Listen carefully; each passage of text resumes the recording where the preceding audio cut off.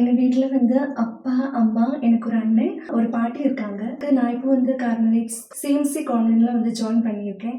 வீட்ட விட்டு பிரியும்போது ரொம்ப மனசுல வருத்தம் இருந்துச்சு. ஆனா நான் இப்போ ரொம்ப ஹாப்பியா இருக்கேன். ஏன் தெரியுமா? அவங்கள விட ரொம்ப அதிகம் அப்பாமாரையும், அம்மாமாரையும், பாட்டிகளையும், அண்ணனையும், அக்காமாரையும், தங்கச்சிமாரையெல்லாம் எனக்கு கிடைச்சது. அதனால ரொம்ப ரொம்ப நான் இப்போ வந்து ஹாப்பி. மழகான கண்கள் என்னை கண்டதாலே முடிந்ததென்று நினைத்த